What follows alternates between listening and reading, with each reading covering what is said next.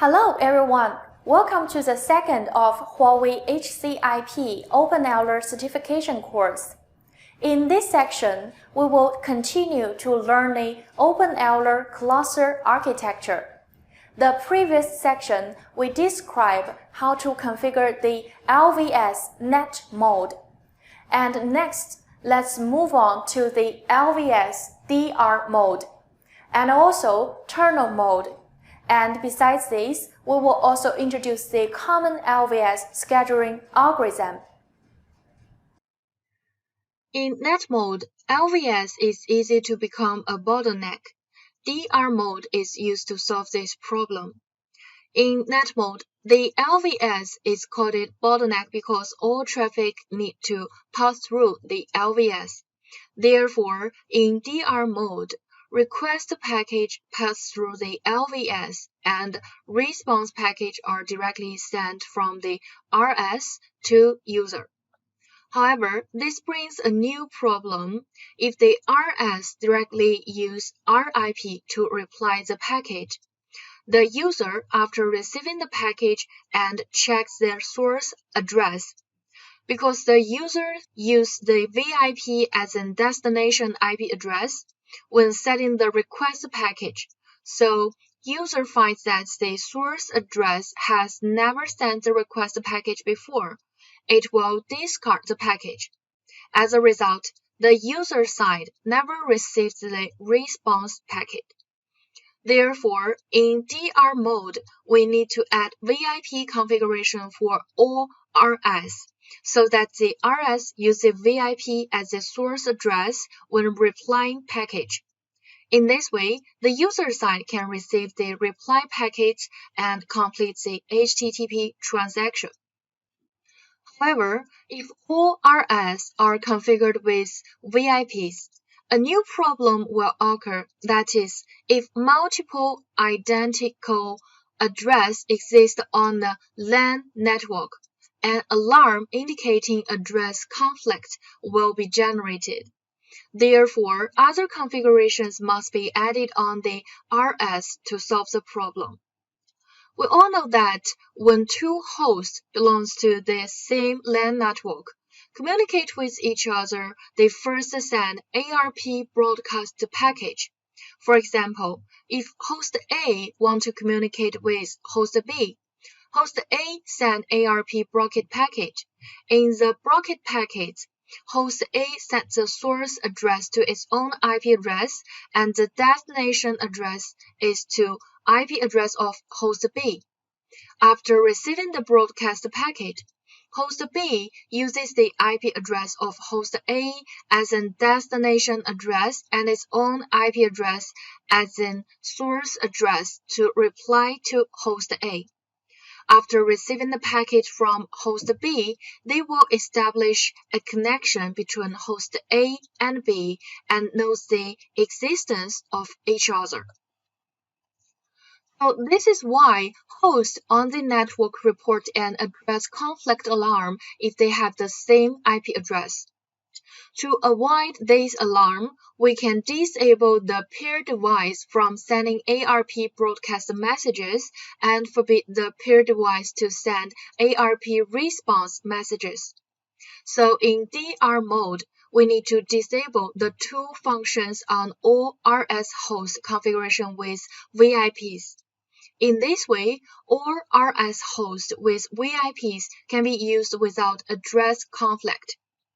When the RS receives the request packet forwarded by LVS, it uses the VIP as the source address to send a response packet to the user. The user side receives the packet and completes the HTTP transaction. So in DR mode, the RS is usually configured on the dummy network port, which does not enable the ARP function. In DR mode, the RIP and VIP can be in different network segments, but the DIP and RIP must in the same network segment. Therefore, the service cluster must be not too large, and the distance between RS and between RS and LVS must be not too long. let's look at the DR mode configuration example. Next, we will demonstrate how to configure the DR mode. To configure the DR mode, you need to configure VIP on the LVS and RS.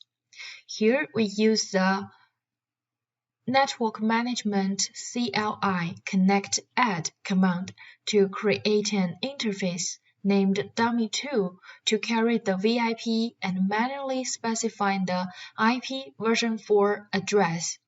For example, we can configure the VIP as 10.0.0.20 for LVS. And next, let's start configuring. First, we configuring the VIP on the LVS.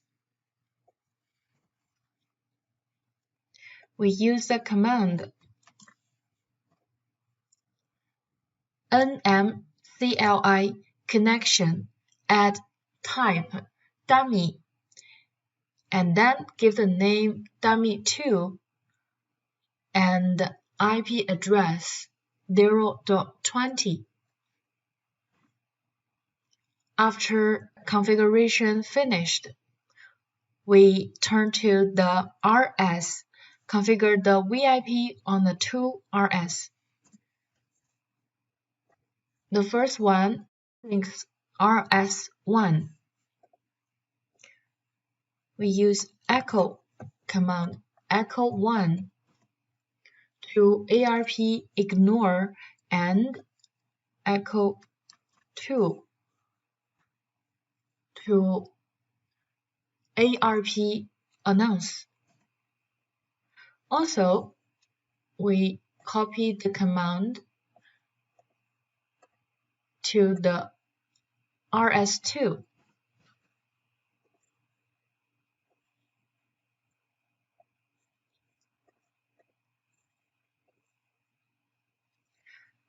Okay. In DR mode, the ARP check needs to be disabled, and our lab environment is on the Huawei public cloud. Therefore, we need to turn to the Cloud Console page and disable the source and destination check on the Elastic NAC configuration pages of the two RS hosts. And here, this is the console page, and we click the name of the RS server and then network interface. Close the source and destination check.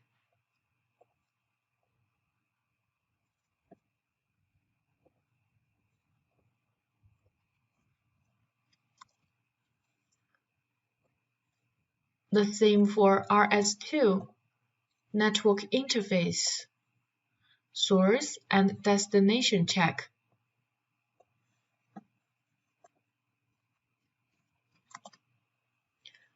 Okay, after it's finished, and then we back to LVS server. And let's start adding nodes on LVS. Here we also use the IPVS admin tool to add the TCP service and RS. First, we create a cluster. We also use IPVS admin -A-T and then the VIP 10.0.0.20 port 80.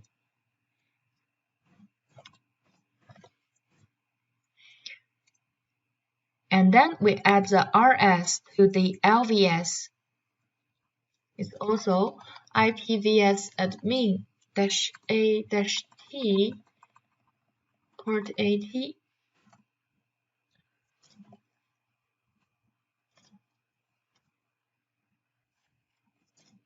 And give the RS IP address.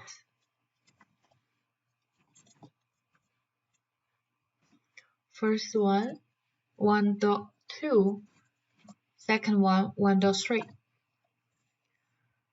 Okay, After configuration, finally, let's check the current cluster status to see if our configuration is successful. The same, we use ipvs admin-lm. And here you can see we have successfully added the two RS 1.2 and 1.3 to the LVS cluster, and here we can see the current mode is root. So this is how to configure the LVS DR mode on the OpenEuler operating system demonstration. Finally, let's learn about the eternal mode. The working process of the eternal mode is basically the same as that the DR mode. However, the eternal mode can solve the problem that the DR mode cannot be deployed on a large scale or at a long distance. The solution is to establish a tunnel between the LVS and all the RS so that they can communicate across the network segment and even across the WAN. So first, when the LVS forwards a request packet to the RS, the value of the LVS adds the eternal header to the packet. The eternal header contains the source address, the DIP, and destination address, RIP. After the data package passes through the eternal and reaches the corresponding RS, the RS decapsulates the eternal header to expose the packet header and packet content, and then processes and responds to the packet. The source address of the response packet is the VIP, and the destination address is the client IP. Next, let's look at the scheduling algorithm of LVS. First of all, four static algorithms. They are RR, WRR, SH, and DH. First one, RR, is the round robin. It is a fair algorithm that forwards request package to the backend RS in sequence. For example, if a request package contains 4 A, B, C, D, and we have 2 RS, the LVS forwards request package A to the first RS and forwards package B to the second RS. C is sent to the first RS and D is sent to the second RS. In this algorithm, if the performance of the RS is inconsistent, the low-performance RS cannot process the same request as a high-performance RS, which increases the access delay. So the WRR algorithm produces W means weighted. For example, the performance of 2 RS is inconsistent, and it is estimated that the performance of RS1 is about twice that of RS2. So we set their weight to 2 with 1. The same for request package of A, B, C, D. LVS will forward A and B to RS1, C to RS2, and then forward D to RS1. RS1 will process twice as many request packages as RS2. In most scenarios, cookies and sessions are used to record session information between the client and the server to achieve persistent connection. After the connection is established between the client and the server, the client wants to access the same server for subsequent access, avoiding the exchanging of cookies and session information. The SH source hashing algorithm is applicable to this scenario. LVS performs hash calculation on source addresses. If the requests are sent from the same source address, LVS forwards them to the RS with the same source address. Since the hash algorithm based on the source address is available, the hash algorithm based on the destination address is available too, which is called DH. The LVS sends requests with the same destination address to the same RS. This algorithm is usually deployed in the scenario with forward proxy. For example, the forward proxy stores some web caches. When different users send requests to the forward proxy through the LVS forwards the request with the same destination address to the same forward proxy. Because the web cache already exists on a forward proxy, the forward proxy does not need to obtain resources from the backend service, which improves user access efficiency. And next, let's look at the dynamic algorithm. The dynamic algorithm requires the LVS to perform calculation based on the status of the backend RS and then determine the RS to which the request is forwarded. The first one, let's learn about the LC, the least connection. The LVS automatically forwards the next request to the RS with the smallest number of connections. In the persistent connection scenario, if the static algorithm is used, the LVS does not consider the number of active connections in the RS. Instead, the LVS calculates the RS that forwards the next request based on the algorithm. However, if there are still many connections on the current RS, the next request may not be processed in time.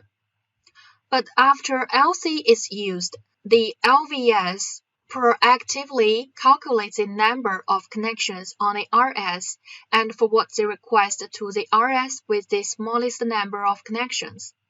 In this way, the load of hosts in the cluster is balanced as much as possible. However, if the performance of hosts in the cluster is inconsistent, a situation may occur that although the number of connections on a RS is small, the performance limit of the RS has been reached and new requests cannot be processed in time. So the WLC weighted least connections algorithm can solve this problem to a certain extent. After the algorithm is used, the LVS calculates the number of connections and considers the weight so that the RS with better performance can bear more connections, further achieving the load balancing effect. After WLC is used, if the number of connections and weight ratios on all RS are the same, the LVS forwards the next request to any RS instead of the RS with the best performance. As a result, the request may not be processed in timely manner. So next one, the SEED algorithm can avoid this situation. SED is shortest expected lane. After the SED algorithm is used, if the problem occurs again, the next request is forwarded to the RS with the highest weight.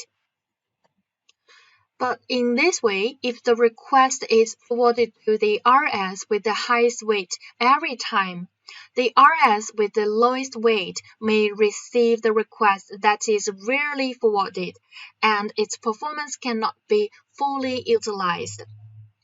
Therefore, the NQ algorithm is used. NQ means never queue. After the NQ algorithm is used, the first round of requests are evenly allocated to all RS, and the subsequent requests are located by the SED algorithm. In addition, the dynamic algorithms are as follows. First one, locality-based least connections, LBLC. LBLC identifies the server that is recently used by the destination IP address in the request.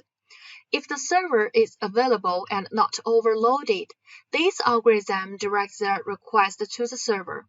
If the server is not identified or is overloaded, and there are servers in half load, The request is forwarded to an available server based on the LC principles. LBLC is a destination IP-oriented load balancing algorithm and can be regarded as a dynamic version of DH. Forward proxy and web cache can be implemented by load. And second one is locality-based list connections with replication, LBLCR. LBLCR maintains mappings from the destination IP to a set of servers. LBLC maintains the mapping from a destination IP to one server. It identifies the server set mapped to the destination IP address in the request, selects the server that is not overloaded from the set based on the LC principle, and sends a request to the server.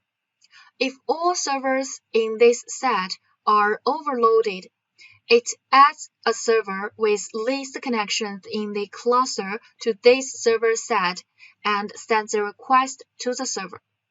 If the server set has not been modified for the specified time, the most loaded server is removed from the server set to avoid high degree of replication. This algorithm is also for destination IP load balancing. It solves the problems of load imbalance in LBLC and replicates requests from an RS with heavy load to the RS with light load. Forward proxy and web cache can be implemented by load. The next one is weighted failover. This algorithm traverses the RS linked list associated with the LVS and finds the RS that is not overloaded and has the highest weight. Overflow connection, OVF. This algorithm implements overflow load balancing according to the number of active connections and weight of the RS. It traverses the RS linked list associated with the LVS and scheduled new connections to the RS with the highest weight until the number of active connections exceed its weight. In this case, this algorithm schedules new connections to the next RS with the highest weight. Available RS must meet the following conditions. First one, not overload. Second, number of active connections of the RS smaller than RS weight. And final one, the weight not equals to 0. This section describes the LVS, the first common cluster deployment tool, and its 3 working modes and 12 scheduling algorithms. In the next section, we will learn about the second cluster deployment tool, Nginx. Thank you for watching.